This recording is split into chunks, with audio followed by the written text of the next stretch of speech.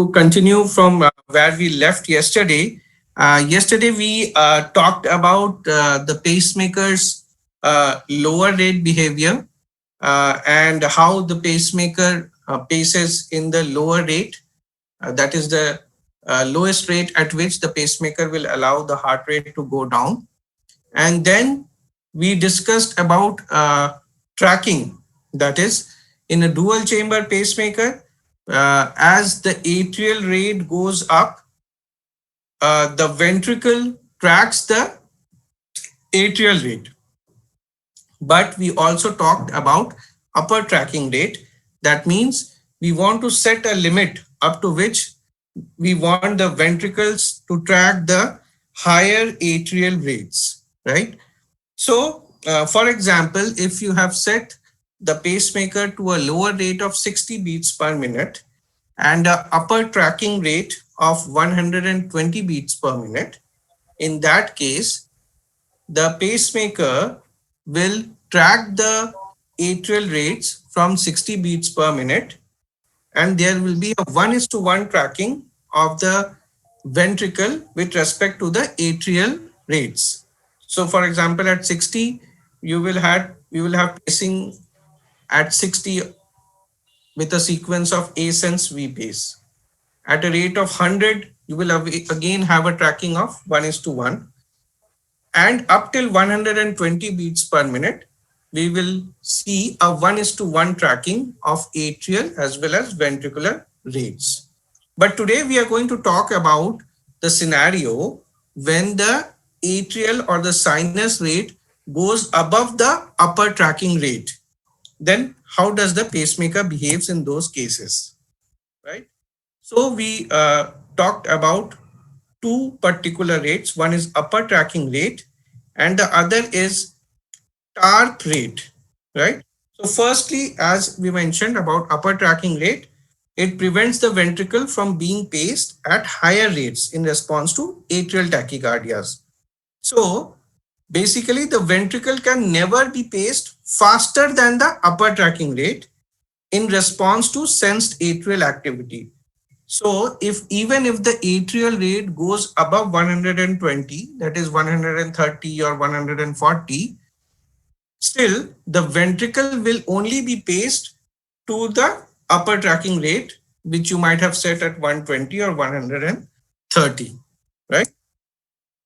And then another rate that we are going to talk about is the TARP rate. What is TARP? If you remember, we discussed yesterday, TARP is the sum of AV interval and the P-VARP interval. That is the total atrial refractory period, right? It is the total amount of time in which the atrial channel stays in refractory, right? And only when the TARP expires, the atrial channel starts sensing, right? So why is TARP important? Because let us understand, since TARP is a refractory period, so the atrial channel is refractory to sensed event that occur during the TARP.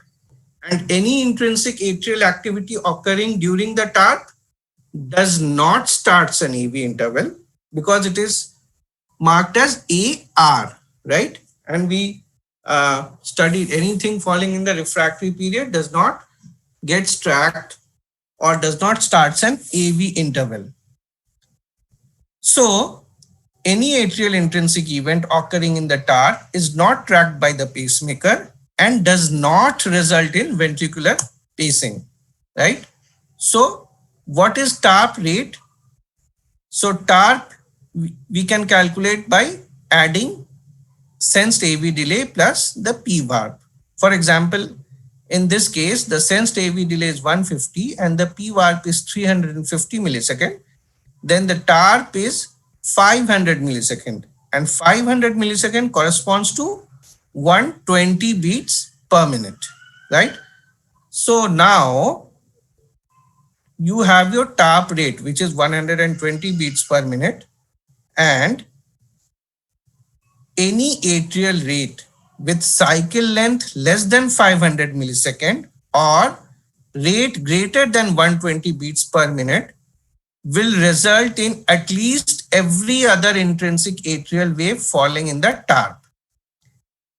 And only the intrinsic events falling outside TARP will generate a sensed AV delay and result in a ventricular pace. So this is how it will look like. So now, please notice this is a fairly high atrial rate, because of which every other atrial event is now falling in the TARP. So for every 2 P waves, you have only 1 QRS, right? And again, so after the TARP expires, the atrial channel begins sensing, starts an AV delay. And because of the high atrial rate, the next atrial event again falls into the TARP zone and does not get tracked. So your TARP rate represents the 2:1 block rate, right? Every other P wave is blocked when at high atrial rates you cross the TARP rate. The moment atrial rate exceeds the TARP rate, you get to see 2:1 block, right? And we discussed why does it happen, right? As you can see here, the first atrial P wave is getting tracked, but the next P wave is falling in the TARP and hence is not getting tracked. And the third again gets tracked because it comes outside the TARP. And the fourth again does not get tracked because it falls inside the TARP.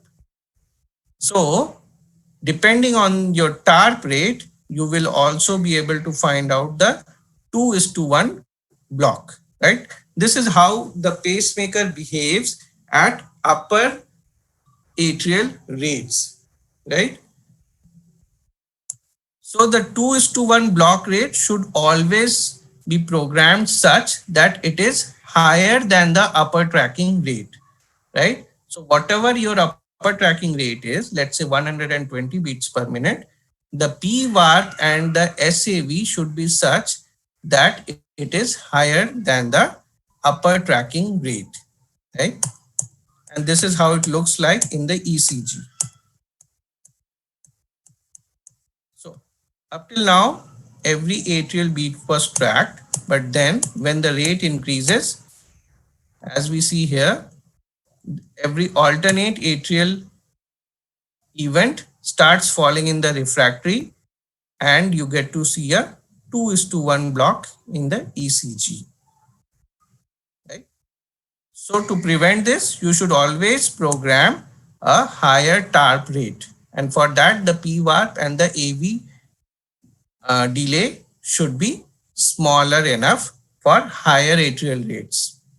Right? Then we come to Winkie-Back operations. So when the atrial rate, so what is Winkie-Back operation? I'm sure you all know. We see a gradual prolonging of the AV interval until one atrial intrinsic event is not tracked, right? And when does this happen? When the atrial rate or the sinus rate is between the upper tracking rate but still below the TARP rate, right? So up till upper tracking rate, we see 1:1 conduction. When the sinus rate goes above the upper tracking rate, then we start seeing pacemaker induced Winkie-Back. And then if the atrial rate goes further up, then if it crosses the TARP rate also, then you get to see a 2:1 block rate, right? This is how it generally happens. So as is very evident here, you can see the first P wave gets tracked and gives you a V pace. Then the second P wave, since the rate is not very high, it still manages to fall outside the TARP and gets tracked. But if you see, the AV delay is longer compared to the previous one. Why? Because although the P wave got sensed and it started a AV delay, but it is a high rate. And as we mentioned, the ventricle does not paces higher than the upper tracking rate. So the ventricle will wait for the upper tracking rate to expire.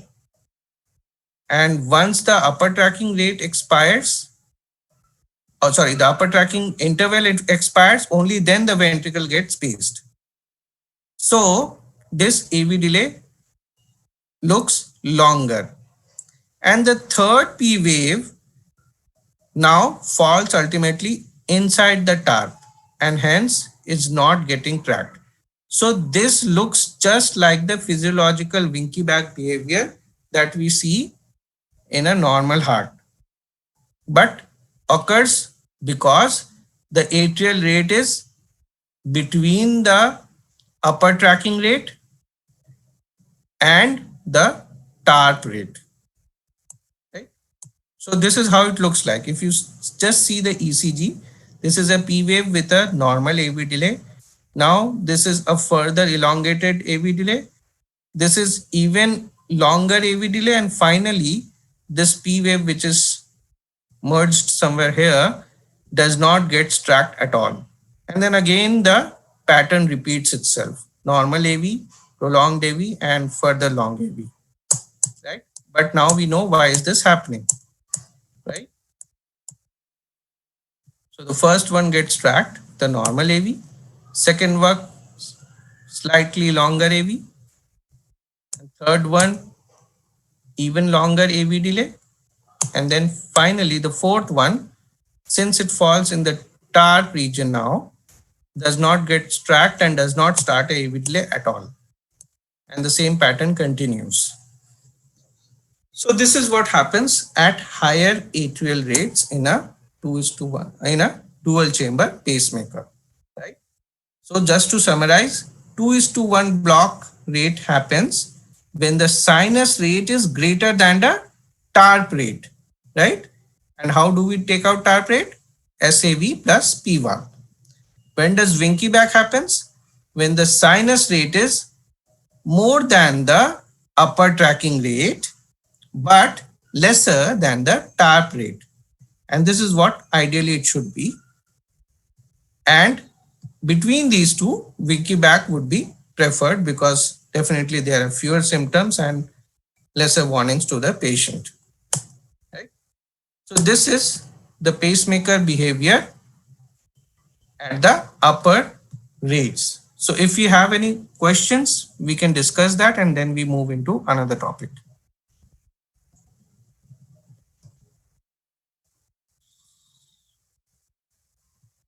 So I see Dr. Karthike has also joined. So Dr. Karthike, would you like to add something to this? Yes, so the importance of these is just to like to simulate what happens normally. Now, if there is an AV nodal disease, as the sinus rate increases, there will be first development of Wenckebach, and then if the rate increases further, then there will be 2:1 block. So the normal pacemaker behavior, the upper rate behavior tries to stimulate that. And you need to program your intervals in such a manner that as the upper tracking rate is reached, the first thing what should happen is your Wenckebach operation and then your TARP operation. Otherwise, what will happen is suppose the patient starts exercising on a treadmill and as soon as if your TARP occurs first, what will happen is as soon as your TARP rate is reached, suppose it was 140 per minute, TARP rate is 140. As soon as till the patient is having a sinus rate of 138, it will track to the ventricle at a rate of 138.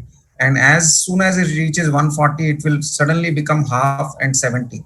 And so his heart rate will drop from 138 to 70, which can result in quite a few symptoms of brady related symptoms and may even result in a fall. So that is why one should program your pacemaker intervals in such a manner that Wenckebach occurs first and your 2:1 block should occur later.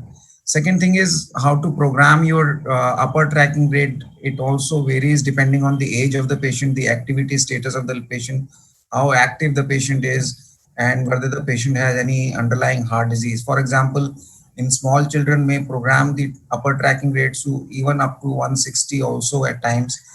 Similarly, in patients who run or exercise a lot, we can program it, and they are young, you can program it to 140 or 150.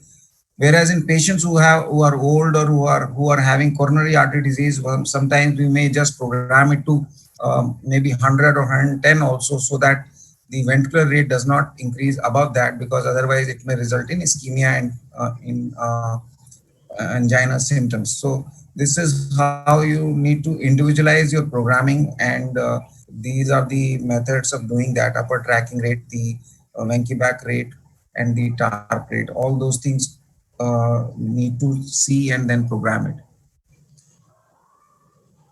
If there are any queries, feel free to ask, because that is the correct time to ask. And in future also, if you feel that you have a problem in understanding the programming while you are dealing with an individual patient, feel free to communicate either with your Medtronic representative or with me or any of us. We will be happy to resolve your queries and do the best for your patient.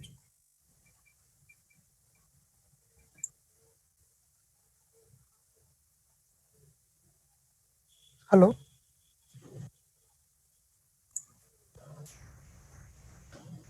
Yes, sir. Hello.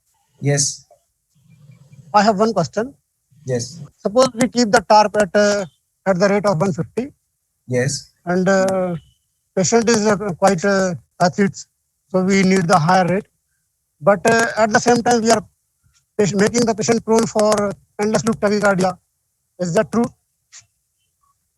No, I don't understand. What do you say? The TARP rate is 150. So patient is quite athlete, and we are keeping the TARP rate at 150. Mhm. So we are making the patient prone for endless loop tachycardia by increasing the TARP rate. Prone for atrial tachycardia. No, endless loop tachycardia, pacemaker mediated tachycardia. No, no, no. Those are different issues. So pacemaker related mediated tachycardia will depend on whether the patient has retrograde conduction or not. If the patient has intrinsic So patient is having suppose we think that patient is having retrograde conduction also, and we are decreasing the TARP rate at the yeah, same time.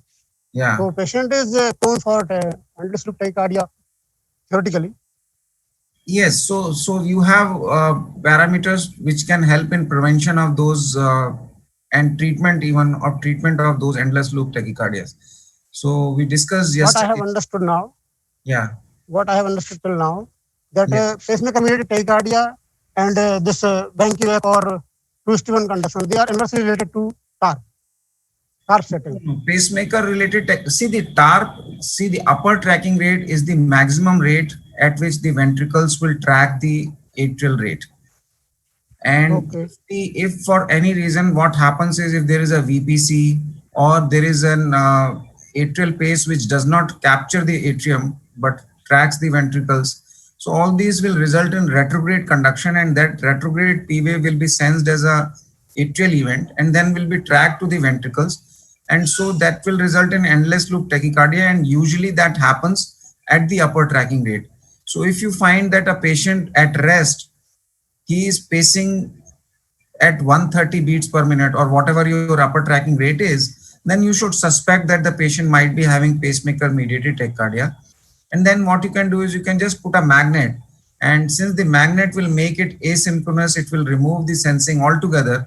It will terminate the pacemaker mediated tachycardia automatically, and then you that gives you the diagnosis, and then you can program your parameters, the specific parameters that will detect or prevent and treat pacemaker mediated tachycardia, like PVC response and the PVARP extension on PVC.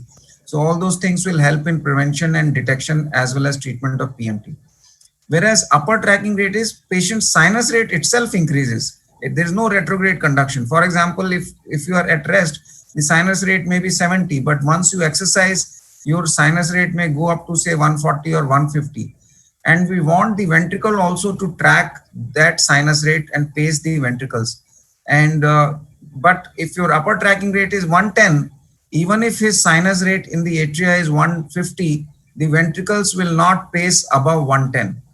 So that is how one needs to individualize the programming of upper tracking rate. Usually upper tracking rate of 130 works well in most of our patients. But if it's a child or then you need to program it longer. Similarly, if it is a very active an athlete who does a lot of exercise, then you need to program it 150. You can ask what heart rate you want to go. You can program the upper tracking rate to that level. And then if it is an old patient or a patient with CAD, you need to program it lesser, say up to 100 or 110. And that is how you program your upper tracking rate. I hope Should that. we advise for placement of this magnet if we keep the tarp quite high to the patient? No, not magnet. Suppose a patient is at rest, but you find that his heart rate is 130 and it is pacing the ventricles at 130. Okay. So either the cause is that patient is having an atrial tachycardia and which is being tracked by the ventricles at the upper tracking rate, or the other possibility is that it is endless loop tachycardia. So differentiate that. What you do is just place a magnet. If this rate resolves, becomes normal, say 70 or 80, that means you had pacemaker mediated tachycardia in the beginning. However, if it once you remove the magnet, the rate comes back again to 130, that means patient has ongoing atrial tachycardia or an atrial arrhythmia which is being tracked. And atrial arrhythmias also are known as one form of pacemaker mediated tachycardia. Thank you. All right. Okay, thank you, sir.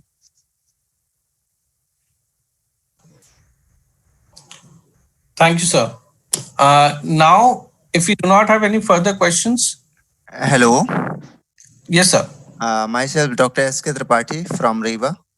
Yes, sir. Sir, I want to ask a question that whether pacemaker mediated tachycardia are still common with the new devices we have. They can occur, but all these pacemakers, newer devices have the algorithms to prevent that.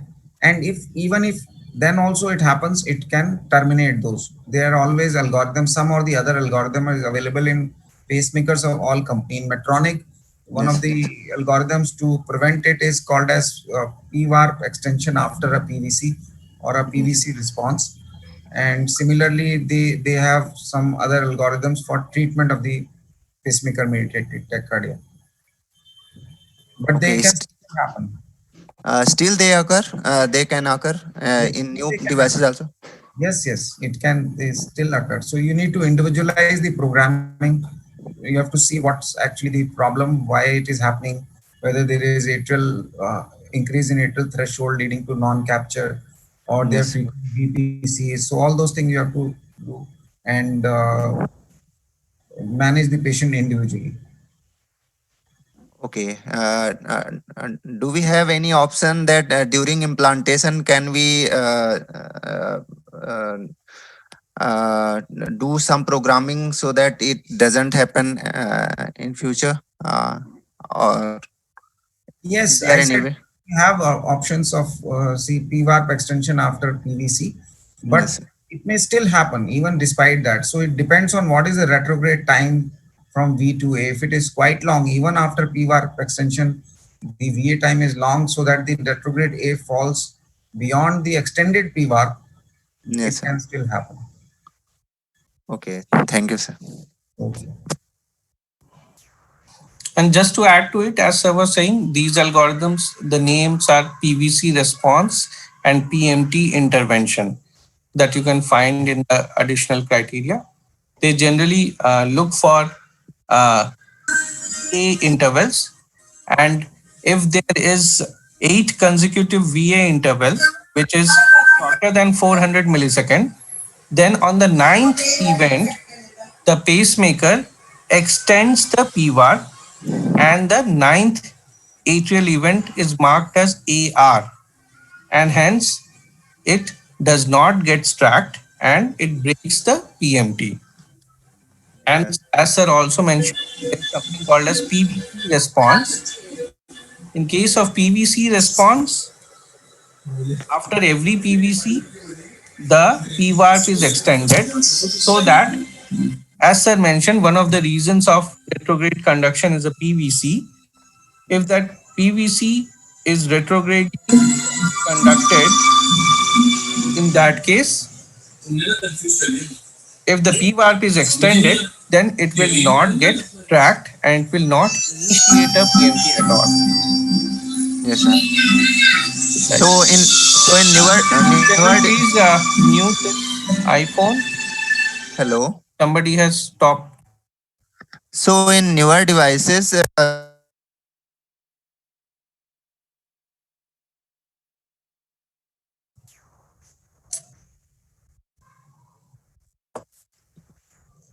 hello. Yes, Dr. Tripathi. So even if PMT occurs in newer devices, it gets automatically terminated. Yes, sir. These Yes, sir. algorithms can be switched on and off. Yes, If sir. you need to see any PMT, you can switch them on. And some of them are nominally on. For example, PVC response. And Okay. PMT intervention can be switched on if you ever witness a PMT Okay. in the Thank. episode log. Okay. Thank you, sir. And the latest generation devices, they are also capable of distinguishing between a PMT as well as a sinus tachycardia with 1:1 conduction at higher rates. Yes, Also but have mechanism inbuilt, because we know it can even be a sinus tachycardia with 1:2 which is getting tracked, right? So the yes, sir. latest generation devices are even able to distinguish between these two. Okay. If it finds it not to be a sinus tachycardia, only then it extends the PVAR. It has ways and means of doing that we can discuss later on. Okay. Thank. Okay. So if we do not have any more questions now, we can move on to our next topic, which is the Hello, hello. yes, sir. How can we program a pacemaker if the patient is getting atypical AVNRT? That means he is getting long RP tachycardia. So up to what millisecond can we program a top rate? For AVNRT, I would request Dr. Karthike if you can take the question. So if a patient is having AVNRT, that means he has intact AV conduction, and the you have to understand what was the indication for pacemaker, whether it was sinus node dysfunction or not. And there are certain ways of treating atrial arrhythmias also. So the if the patient is having atypical AVNRT, or for that matter any tachycardia with intact AV conduction, the pacemaker will not pace. It will just give ASVS as the EGMs, and the pacemaker will not, usual bradycardia settings will not do anything for the tachycardia per se. But with a pacemaker as a background, you can give more AV nodal blocking drugs, medical therapy, so that the patient does not have recurrent tachycardia. Or you can go for an ablation, do an in non-invasive EP study through the pacemaker, understand what is the tachycardia mechanism, and ask the patient to get an ablation done. And thirdly, many of these newer devices have options to treat atrial arrhythmias. So similarly, you can program atrial therapies, and that will terminate the tachycardia in case there is recurrent tachycardia. In fact, the older guidelines had one of the indications for pacemakers was patients who have recurrent SVTs, which are not being manageable by drugs or ablation. So, but nowadays it is very rare to see a patient who cannot be managed by ablation. And so this is now not a very good indication for pacemaker. But if a patient already has a pacemaker for some other indication, you can use this atrial therapies for termination of the tachycardia if it occurs. Thank you. Thank you, sir.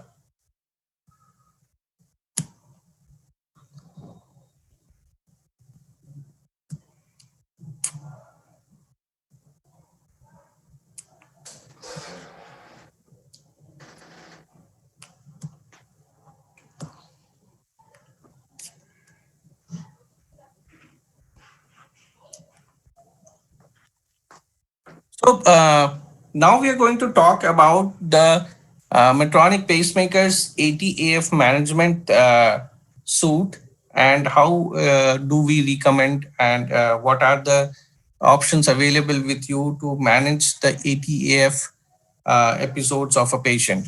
So to start with, uh, uh, the pacemakers have the dual chamber pacemakers now use physiologic pacing techniques like MVP and Surge AV Plus to reduce unnecessary RV pacing, which itself leads to lesser instances of AF, as Dr. Karthike also demonstrated on his first day, right? So MVP is the algorithm which switches the pacing mode of pacemaker from AAI to DDD, and from DDD back to AAI whenever it finds a conduction present.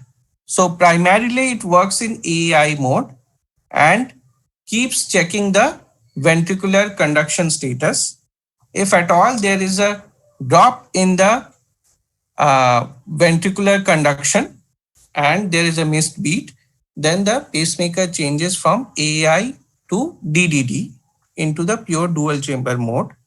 And then once it is pacing in DDD, it periodically checks for the conduction.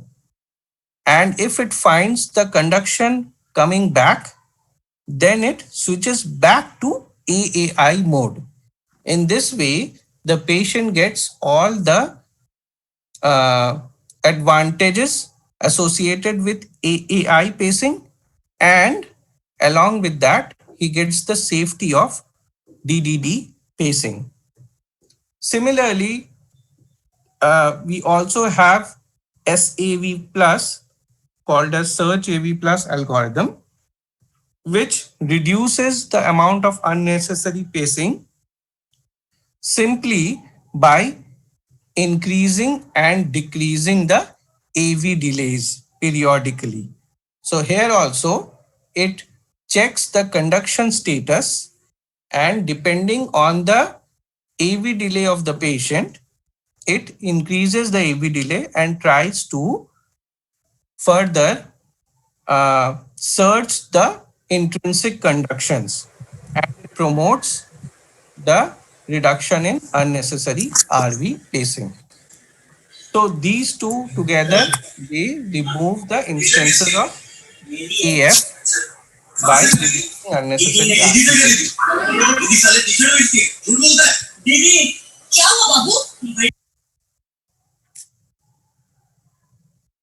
Okay.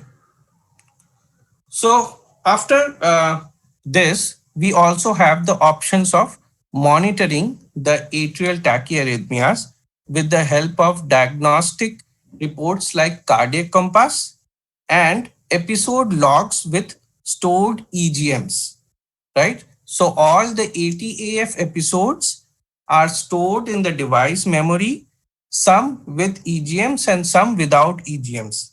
And you get the total atrial arrhythmia burden of the patient for at least 80 weeks in case of cardiac compass, and you also get the longest episode as well as the latest episodes in the episode logs along with the EGMs, which gives you an idea about the type of atrial arrhythmia that the patient has undergone. So monitoring these atrial arrhythmia burden and the type gives you all the options to treat them. Then once you have these information present, we have certain atrial arrhythmia prevention algorithm as well as atrial arrhythmia termination algorithms, right? That we will look into today.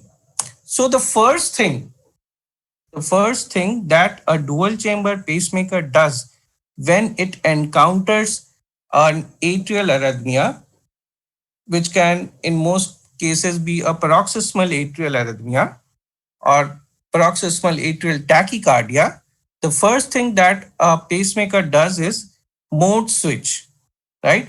So what does it do? When a pacemaker patient has an atrial arrhythmia, the device will track the atrium by pacing the ventricles at high rate, and that can possibly cause patient symptoms, right? So to solve this problem, we have mode switch in our dual chamber pacemakers, in which the pacemaker automatically reprograms the pacemaker to a non-tracking mode from a tracking mode. So a non-tracking mode is a DDIR mode, as we discussed yesterday. So the moment there is a paroxysmal atrial tachycardia or any kind of atrial tachycardia detected by the pacemaker, it switches from a and which can potentially decrease the patient's symptoms associated with high atrial rate tracking, right? So how does it work? Basically, the first thing it's do is you have to switch on the mode switch, right? Once you have switched on the mode switch, then you have to set the mode switch rate. For example, here we have the mode switch rate programmed at 175 beats per minute. So what will the pacemaker do? The moment it sees any A to A interval, which is less than 343 millisecond, that is 175 beats, or rates higher than 175 beats per minute, then those A to A intervals are counted as atrial tachyarrhythmia. Okay. And the moment it sees 4 out of 7 A to A interval falling at rates higher than the atrial tachyarrhythmia rate, then it would mode switch. So if you see here, this, and this, these 4 events out of a total of 7 events. So 4 out of 7, these events had A to A interval smaller than the atrial arrhythmia detection interval, right?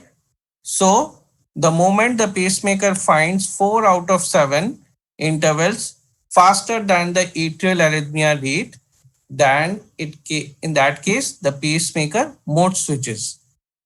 And when it mode switches, it changes from DDD to a DDIR mode, DDD to a DDIR mode again, VDD to a VDIR mode, and if it is in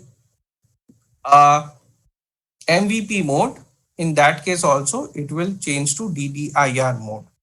So in Medtronic pacemakers, the pacemakers always mode switch to a non-atrial tracking rate responsive mode. So it's not that DDD would change into DDI.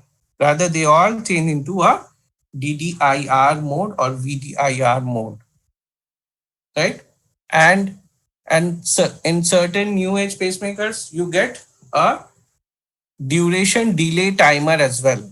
That once a atrial tachyarrhythmia has been detected, before the mode switch, the pacemaker can wait for a certain duration of time. So this is how the ventricle and the atrial rate behaves during the mode switch. So we see here the green line represents the sensor indicated rate, right?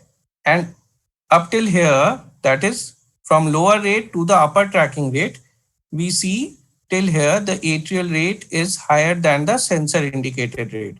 So we have a 1:1 tracking up till the upper tracking rate. Here the ventricular rate and the atrial rate are the same up till the upper tracking rate. Now, as we discussed, once the sinus rate goes above the atrial upper tracking rate, the ventricular rate does not change and it stays at the upper tracking rate, whereas the sinus rate or the atrial rate can keep going higher. Now, after a certain stage, the atrial rate, if it crosses the atrial arrhythmia detection rate, that is 175 beats per minute that we just saw, in that case, the atrial rate gets dissociated completely with the ventricular rate here. And the ventricle rate slowly, here, if you see, during this period of time, the ventricle rate will slowly go down from the upper tracking rate and meet the lower rate or the sensor indicated rate, whichever is higher. And the atrial rate will go on independent of its own. And there the pacemaker, if you see, is in a mode switch or a DDIR mode, right? Now, once the atrial rate now comes below the atrial arrhythmia detection rate and again comes below the upper tracking rate, then slowly the ventricle rate will again start growing up and meet the atrial rate, because now the atrial rate is below the upper tracking rate. Now the atrial rate as well as the ventricle rate again will be in synchrony and we will have 1:1 tracking, right? And the pacemaker will now come back to DDDR mode. So in case of atrial tachyarrhythmia, the pacemaker switched to DDIR mode, right? And till the time the atrial tachyarrhythmia will continue, it will remain in the DDIR mode. That means the ventricle will be paced at a lower rate or the sensor indicated rate, and it will not track the atrium at all. And only once the atrial rate comes below the upper tracking rate, or there are 5 consecutive A paces. That is, if there are 7 A intervals which are greater than the upper tracking rate interval, or there are 5 consecutive A paces, then the ventricle rate again is gradually increased and the mode switches back to DDDR mode or the tracking mode. This is how a mode switch works. So in this case, whenever the patient's atrial rate is faster, the pacemaker is not pacing the ventricles at a higher rate as that of atria. That is the advantage of mode switch. And mode switch can be switched on and off, right? Yeah.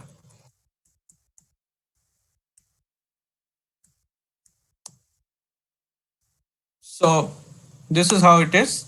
As we mentioned, on mode switch, the pacemaker switches from DDD mode to DDIR mode, right? And this is how a DDIR mode looks like. Whenever there is no intrinsic event, atrial event, the pacemaker will pace the atria, and here it will behave as DOOR. But whenever there is an intrinsic atrial activity present, the pacemaker will behave just like a VVIR.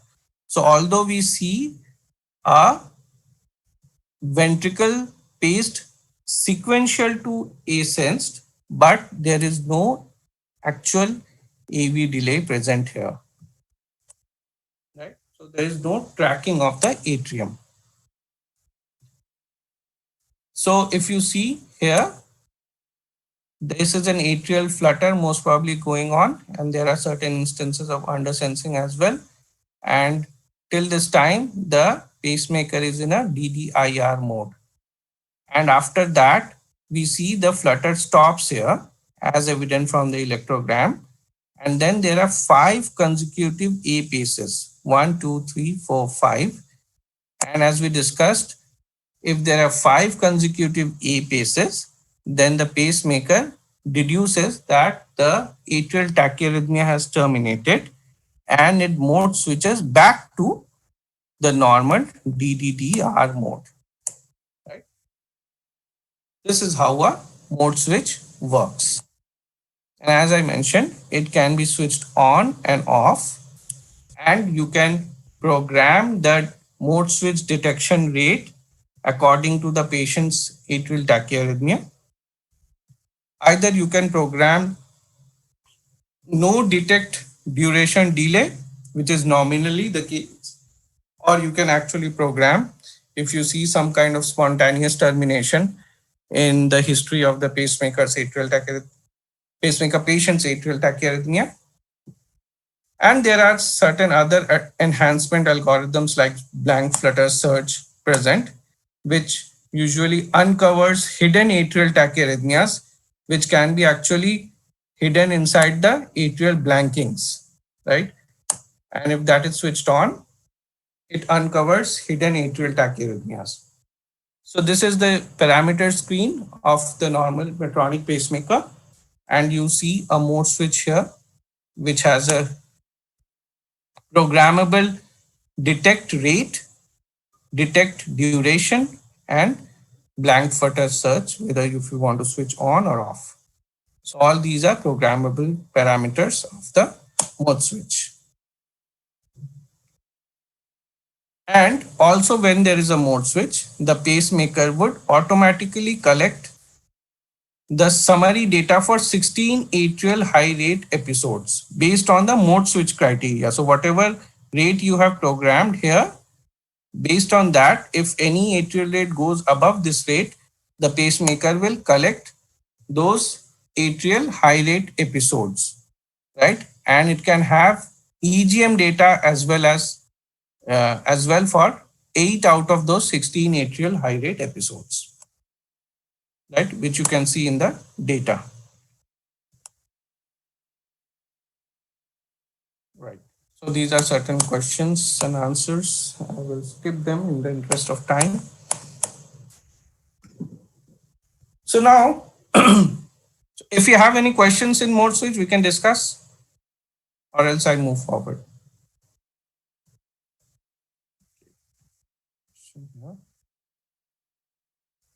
What is blanked flutter search? So blank.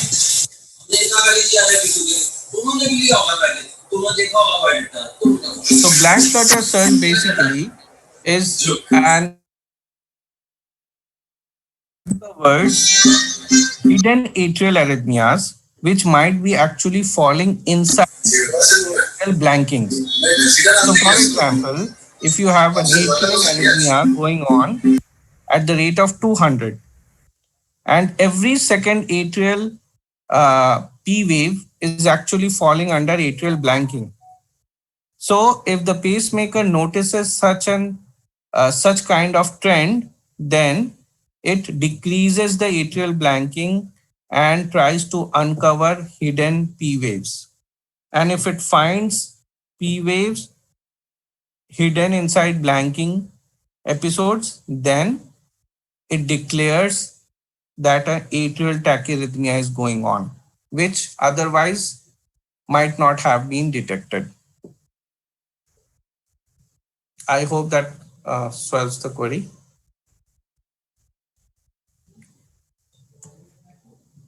So yeah, if so after mode switch, as we discussed, there are certain pacemaker atrial arrhythmia prevention algorithms. So one of the reasons of atrial arrhythmia happening again is early recurrence of atrial arrhythmia, right? Or early recurrence of AF, right? So AF can reoccur shortly after the termination of an episode due to unstable atrial activity. This is called as early recurrence of atrial fibrillation. So if somehow we can stop the atrial fibrillation from occurring early, then we can probably reduce the atrial arrhythmia burden, right? So after a mode switch episode, if you switch on the PMOP, that is post mode switch overdrive pacing, then the pacemaker is programmed to deliver overdrive atrial pacing for a certain duration of time in a DDIR mode at higher rates. And this in turn will avoid early recurrence of atrial fibrillation. Right? So let us see how does this work. So for example, we first saw that the patient has the atrial arrhythmia, right, at higher atrial rates. And then his atrial arrhythmia self-terminated and the pacemaker was in a mode switch during this point of time. Now after the atrial arrhythmia termination, the pacemaker comes back to DDDR mode, as we saw happens during mode switch, right?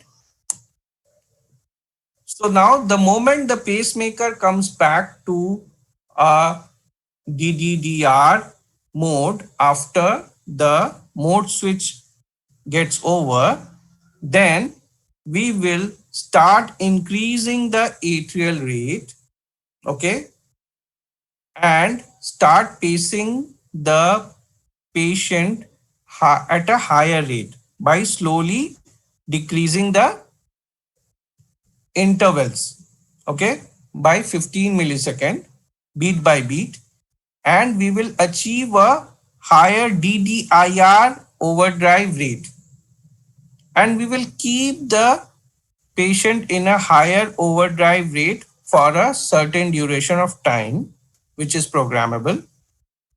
And once that time expires, the pacemaker patient will again come back to his normal sensor indicated rate or lower rate by gradually again decreasing the rate. So this is your post mode switch overdrive pacing operation.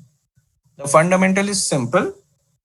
After an atrial arrhythmia terminates, we want to keep the patient at a higher rate for a certain duration of time to prevent the early recurrence of atrial fibrillation, because that is a susceptible period during which atrial arrhythmia might come back, right? So do we have any questions in this? Then we can discuss it. And Dr. Karthike, would you like to add something to this? No, I think that's well. If there is any question, I can answer. Hello, Hello. Bilal Yes. here. Yeah. If we have a patient in which there are tall T waves and pacemaker finds it such that uh, he thinks it has a high rate, but the rate is not on the higher side. So what in that case can we do to avoid that? So you can either change the sensitivity, you can make the pacemaker less sensitive. So this is what is known as T-wave oversensing. So you in a Exactly. pacemaker is not a big issue. You can make it less sensitive if your measured R wave is good, or you can sometimes change the polarity from tip to true bipolar, tip to ring to even unipolar. So whatever works, you can try that. It's But actually if a problem but in ICDs. Yeah. but if the patient is having hyperkalemia in which there are tall T waves, what we can do? Yeah, so you can decrease the sensitivity of the pacemaker. Okay, thanks. And we can also probably, if it allows, we can change the blanking period, increase the blanking and the refractory period, so that the T wave falls in the refractory and blanking period and is not counted, right? But that can limit your higher rates. So that is one of the options that you can also try. Thank you. Yeah. So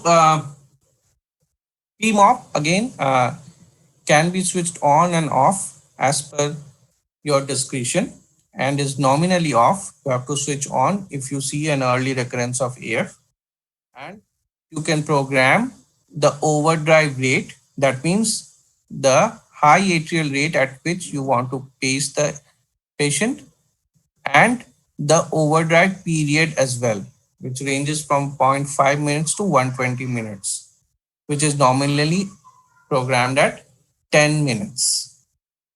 So in this case, the pacemaker patient after a mode switch will get paced at 80 beats per minute for 10 minutes, and hence might be helpful in avoiding a ERAF.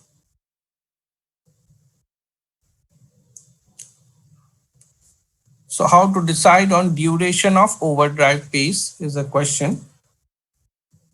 So nominally this is 10 minutes, sir, but you can actually conclude this by looking at the earlier, the history of the patient, that how long, if there is a ERAF at all, and if it is, then how early does this comes back? If you see a frequent early recurrence, then based on the time duration between, so you see you get the episode logs in the device. So if you see a same atrial arrhythmia coming back in a short duration of time, because you get the time registered in the logs as well, then based on the difference in that time, you can actually program the overdrive period, that you want to actually keep your patient being paced at higher rates for this duration of time at least. And then you can keep it high as well.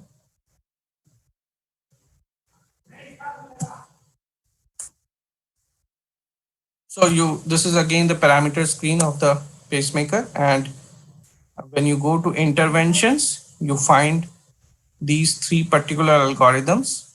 One of them is post mode switch pacing. This is the PMOP.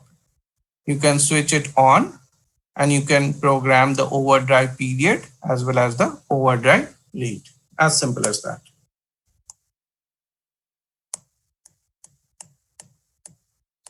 Okay. So after this, one of the other perils of AF is the short, long V2V intervals. We all understand that during an atrial fibrillation, the R2R interval can be very irregular because of the irregularity in the conduction pattern of the P waves. So the conducted AF response actually takes care of this particular problem. So let us see how does it work. So conducted AF response intervention algorithm is intended to regularize the V2V interval in patients with irregular ventricular response during AF, right? And how does it do that? It modifies the pacing rate on a beat to beat basis by either pacing the ventricle at a higher rate or a slower rate depending on the mean intrinsic rate, and then it potentially reduces the long pauses, right? So it reduces the incidence of short long R2R cycle length variation. So let us look at it. So this is your CAFR on, wherein you see a more regular R2R interval compared to the earlier phase of this trip, where you see a widely varying R2R interval, right?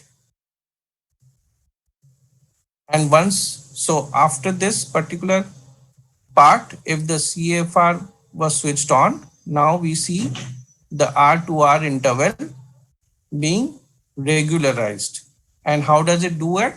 By either pacing the ventricle at a faster rate or a slower rate depending upon the previous interval. So for example, if it's a VS to VS sequence that the pacemaker sees, right?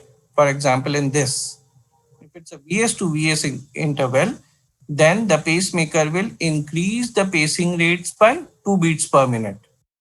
If it's a VP-VP sequence, then it decreases the ventricular interval by 1 beat per minute, right?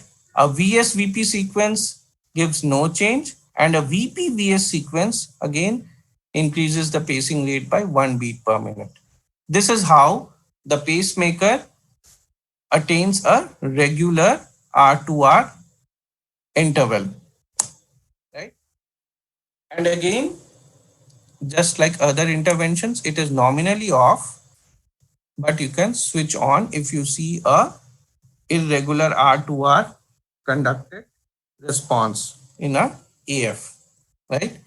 And you can also set the maximum rate till which it can actually increase the rate of pacing, right? You again find it along with PMOP in the atrial intervention window, right? You can switch on and off, and you can set the maximum rate till which it will pace the ventricle, right? So this is another algorithm that helps in prevention of the atrial arrhythmias. Now, another characteristics that of atrial arrhythmia that we can discuss at this point is PACs may induce atrial arrhythmias, right? And PACs can be multifocal from arising from various areas. So if we constantly activate the atrium from a single place and regularly keep on pacing the atrium at a regular rate, then the chances of PAC arising is less. And this consistent activation sequence, which is initiating from a single site, can suppress the ectopic beat that can trigger the atrial tachyarrhythmias. So what are we trying to do? We are trying to consistently activate the atria and trying to maximize the atrial pacing percentage to promote, right? So let us look how do we do that. But at the same time, we really don't want to pace the atria at a very high rate. We also want to pace it at a rate 6 sinus rate, right? So let us see how do we do that. So for example, if you see here is the paced atrial beat or paced atrial rhythm, which is going on at lower rate. Suddenly we encounter a PAC, right? And the moment we see a atrial rate which is fast enough, then we increase the atrial pacing rate, and for a certain number of programmable surge beat, we keep on pacing the atria, right? So here if you see, we are pacing the atria for a certain number of programmable surge beats, right, which is at a higher rate. And then, as we mentioned, we don't want to pace it at a very fast rate. We want the rate to be near to the mean intrinsic sinus rate. So we want to search where is the intrinsic sinus rate. So now we decrease the rate and try to search for the intrinsic rate, right? And once the intrinsic rate is uncovered, then we again increase the rate and start pacing at a rate higher than that intrinsic rate. So this way, although we are pacing the atria constantly at a rate higher than the PAC or the sinus rate itself, but we are not pacing it at a very high rate. We are trying to keep it near the mean intrinsic rate, right? So this is atrial preference pacing in operation, right? So here again, it can be switched on and off. Nominally it is off. If you want to keep the atria constantly at a pacing because of frequent ectopics, then you can switch it on. You can program the highest rate at which you want to pace, right? And then you can also program the interval decrement in response to a atrial sensitive event, and also the number of surge beats. So the number of these are the surge beats, right? That means we will be pacing for these many beats at this higher atrial rate. And then after that, we will do a interval decrement and increment and search for the intrinsic beat as well. So this particular algorithm ensures constant atrial activation at higher rates, but still near the patient's intrinsic atrial rate. You can find it again in the atrial intervention window with APP. You can switch on maximum rate and interval decrement and surge being programmable parameters. Right. So this was atrial preference pacing in operation. If we have any question in this, we can discuss that, or we can move on to the other algorithm.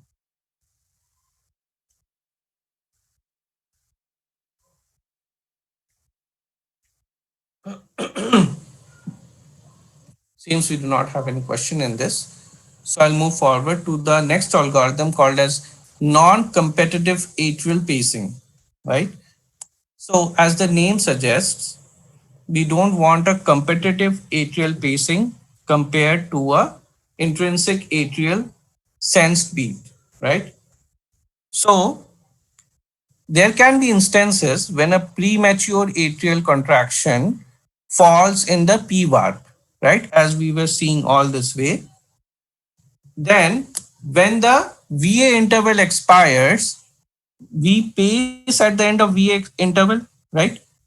So if a PAC falls in the P warp, it is possible that the next paced atrial beat is inside the relative refractory period of the atrial tissue.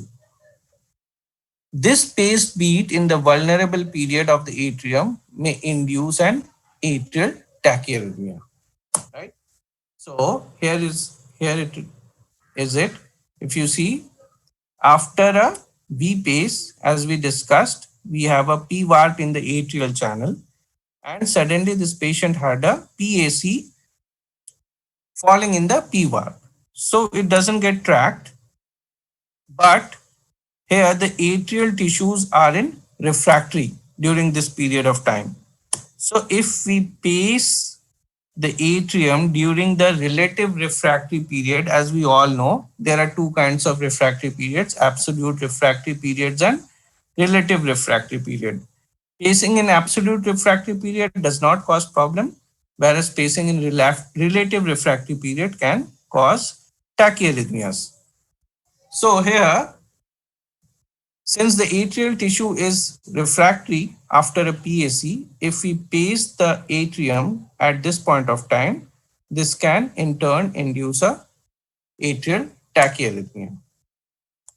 So the solution to this problem is switching on non-competitive atrial pacing. Right?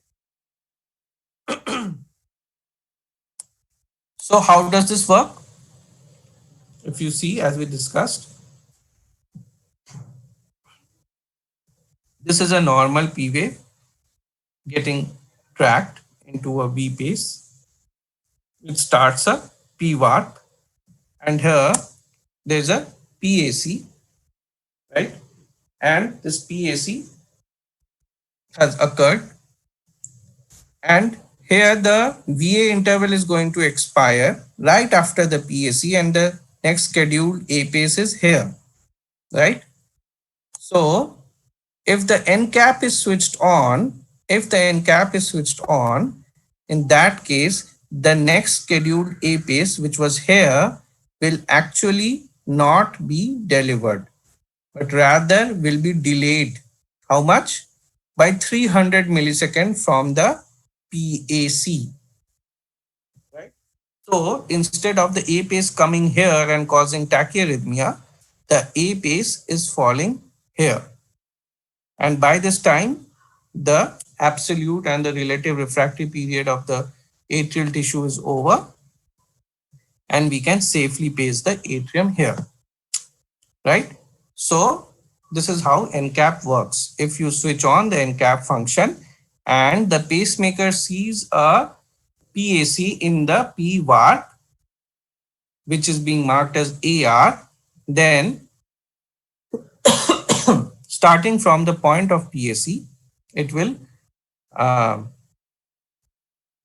delay the next scheduled APACE by 300 millisecond.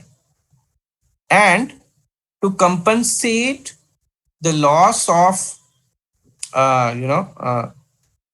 systolic function, the next AV delay is reduced to a great extent, and the ventricle is placed just 30 millisecond after the APACE. That means the AV delay, which was larger here, which could be 120, 150, depending on your programming, is reduced to 30 millisecond, so that the V to V interval does not varies much and the patient does not get symptomatic.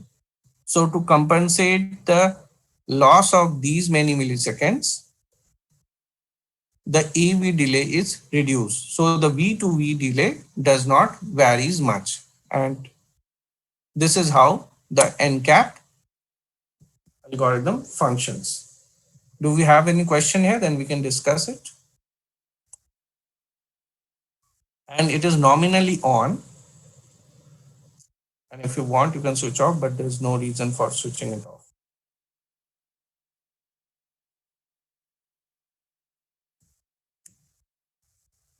And you find it in the additional features window in the non-competitive atrial pacing option.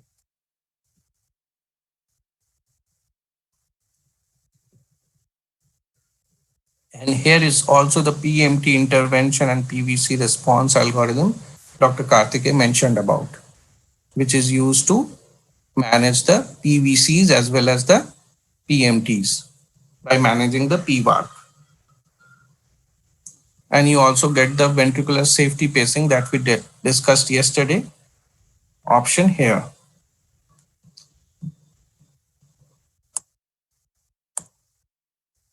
So that was non-competitive atrial pacing, which is again used to prohibit the pacing in the atrial vulnerable period if a PAC contraction occurs during PVAR.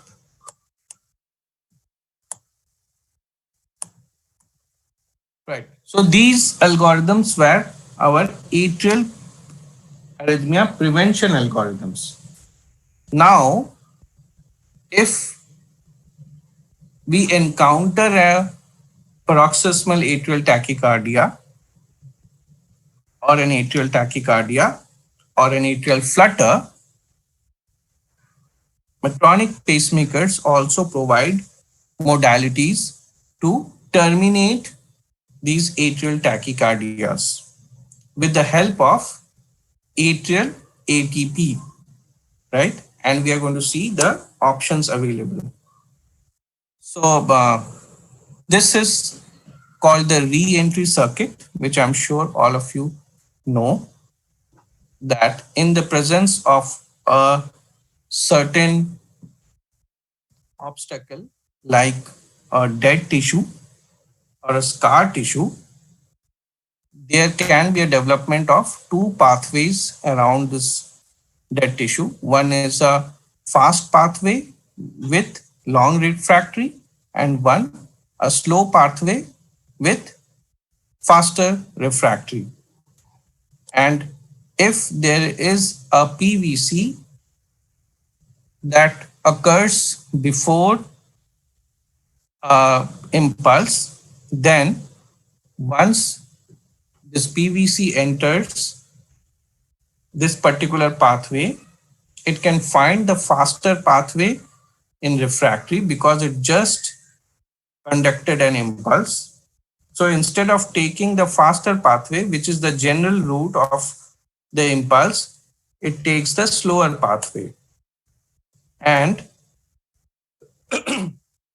once the impulse travels from the slower pathway and reaches this point, the faster pathway also has recovered from refractory.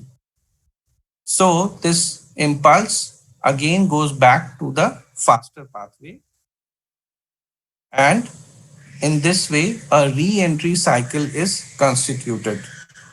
Now this is a very elaborate mechanism that I have explained in a very short manner. Dr. Karthikeyan, would you like to add something to this? I think it's okay. You can just go ahead, and I think we are already short of time, so just finish it. If there are any question, I will be happy to answer. Right, sir. So these re-entry pathways can actually form atrial tachyarrhythmias and atrial flutters. And in these kind of cases, the pacemaker allows, and actually pacemaker provides modalities to terminate atrial tachyarrhythmias, which are caused because of these pathways in the form of burst plus and ramp, right? We all know what is burst. Bursts are regularly timed pacing impulses, and burst plus is different from burst because you can actually program two individually programmable stimuli in addition to a burst sequence, right? For example, if there are four number of burst pulses, so they will be first delivered at 88% of the arrhythmia cycle length. Then the fifth impulse will be delivered at 75% of the cycle length of the arrhythmia, and the sixth impulse will be delivered 20 millisecond faster than the fifth impulse. So these two additional impulses can be programmed in case of burst plus, right? And then there are additional sequences that can be programmed, and there is an interval decrement per sequence that happens, right? So this is your burst plus in action. For example, here the arrhythmia cycle length is 280 millisecond. So the first four burst pulses will be delivered at 88% of the arrhythmia cycle length or whatever you program it as. And then the fifth and the sixth impulse is programmed as we mentioned here. First impulse in terms of percentage of arrhythmia cycle length, and the second one faster than the fifth one, right? And then if they are not terminated by this, the next impulse has a cycle length 10 millisecond lesser than the first one, or the way you want to program. That's how a burst plus works, right? Apart from burst plus, if you see this is a ATAF episode going on. This is a real life ECG from a patient. This is a atrial tachyarrhythmia going on, being marked as TS, TS, TS, TS, TS. And then once the ATAF criteria is fulfilled, then the pacemaker delivers these burst pacing pulses marked as TP, TP, TP, TP, right? And this finally terminates the atrial arrhythmia and the patient returns to pacing rhythm. We see a A pace, V pace going on there. So the atrial arrhythmia is terminated with the help of burst plus. So you can see this first 1, 2, 3, 4, 5, 6, 7, 8. 8 pulses at 170 millisecond, which is the normal burst. And then the ninth pulse at 160 millisecond and the 10th at 150 millisecond. So this burst plus has 2 premature impulses at the end. And it helps in termination of the arrhythmia. Similarly, we have the ramp. We all know how ramp works, right? It has a decrement between each pulse and adds 1 pulse to each sequence, right? So if you see the arrhythmia cycle length, somewhere around 320 to 290 here, the ramp starts at 270, 260, 250, 240, 230, 220, 210 and 200. So a 10 millisecond of cycle decrement with every pulse, right? That's how ramp works. So you have burst therapy, burst plus and ramp therapy available. And you can also program atrial tachyarrhythmia detection in 1 zone and 2 zone, right? So reactive atrial ATPs have certain extent of success, and over a period of time, we have noticed certain characteristics of atrial arrhythmias, wherein we see that the atrial arrhythmias do not remain very fast and irregular all the time. And over a period of time, the ATAF, which is very irregular and very fast, can actually regularize itself. Okay. And there can be a change in the arrhythmia rhythm, and there can be a change in the cycle length. So the arrhythmia can actually become stable and slower over a period of time. So keeping that in mind, Medtronic came up with the idea of reactive ATP, right? So reactive ATP is guided by certain principles, as I discussed, is we want to treat the ATAF episodes that have highest success rate for restoring sinus rhythm. We don't want to give up, particularly in episodes of longer duration, because we know that ATAF don't always remain of one type, right? So here, the reactive ATP allows for multiple deliveries of programmed ATP in response to change in arrhythmia rhythm and also elapsed period of time, right? So if you see, you can actually program rhythm change on and time interval on or off, depending on the type of atrial arrhythmia that you see in the patient. And the reactive ATP actually tries to attempt atrial ATPs whenever it detects a change in arrhythmia cycle length or in duration. I would just like to show that. Yeah. So if you see this, in this particular example, this is a reactive ATP case. Here is the atrial cycle length, which is irregular and very fast, ranging from 200 millisecond to 400 millisecond. And the ventricular cycle length is also irregular but slow, right? So here we see the atrial arrhythmia being detected, right? And once the atrial arrhythmia was detected, the device attempted its first ATP. If you see this, this is probably a ramp ATP that it detected, right? And once, so yeah, it's mentioned over here. After 18 seconds, the first ramp therapy was attempted, but we see that it could not terminate the ATEF. Now, the device does not give up and waits for 8.5 hours. And while it waited for 8.5 hours, we see the atrial arrhythmia, which was very unstable and very fast at this stage, now getting stable and regularized. So once there is a change in the arrhythmia cycle length and the regularity that the device notices, which is again programmable with the help of bins, it again attempted a atrial ATP. And here we see this ATP here could successfully terminate the ongoing atrial arrhythmia and the patient returned to normal sinus rhythm.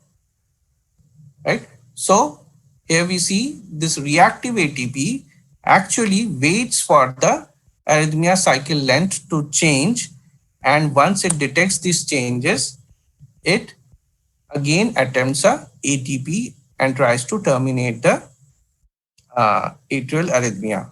This is again another case wherein first, when the atrial arrhythmia started, the first ATP could not terminate the atrial arrhythmia, but after 20 hours, the atrial arrhythmia probably became regularized, and the next ramp,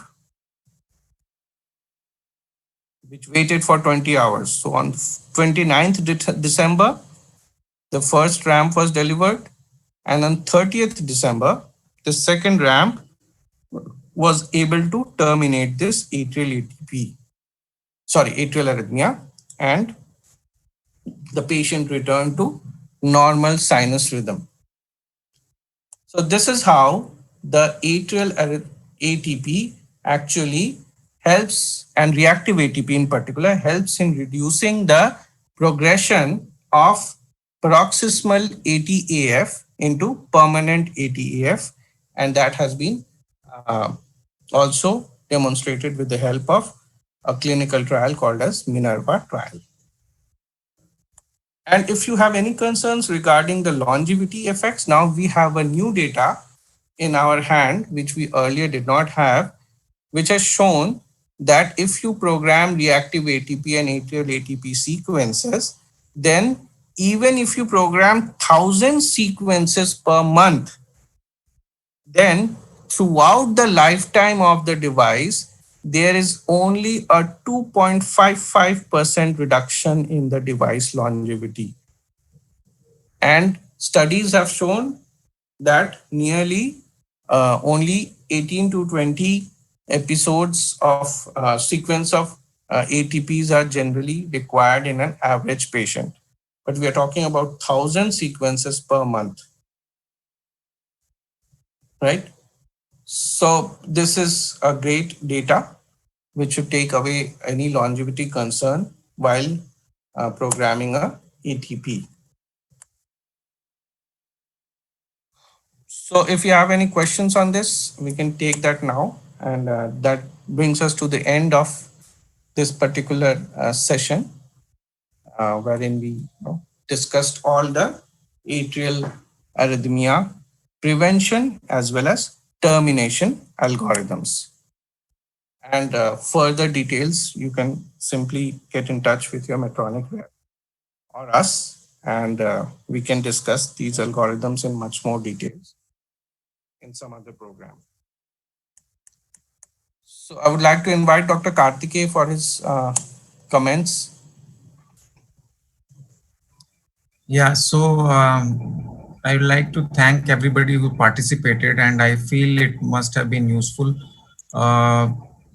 Most of the beginners are actually focused on implanting, but they don't bother too much about the programming part. And I think as an implanter, it is your responsibility that patient gets the best care and best possible advantage of the device, high-end devices that you program. And so it is always important to know what are the important programming nuances. So I understand it is going to be a little difficult, challenging just in 2 lectures how to understand the programming part, but feel free to ask any questions even later, email us, message us, we will be happy to answer those. So, and we'll love to have your feedback. Anything else you want in this similar kind of program? It has been there As I said, this program is being there since so many years, and I did it as a delegate about 17, 18 years back. And I think it is the first time that it has been done online. And but it is again a boon, so that you can sitting at your convenience at your home, you can do that. And but feel free to ask questions. I think that is the best way to learn. And sometimes we also don't know the answer, then we have to look at different studies and all. So that's what my tip will be to everybody. Thank you, sir. So if we have any questions, we can take it now, or else, Kshitij, do you have any closing remarks to make? No, we will wait for the questions. If no more questions, then we will close. Just give them a couple of seconds more to see if they have questions.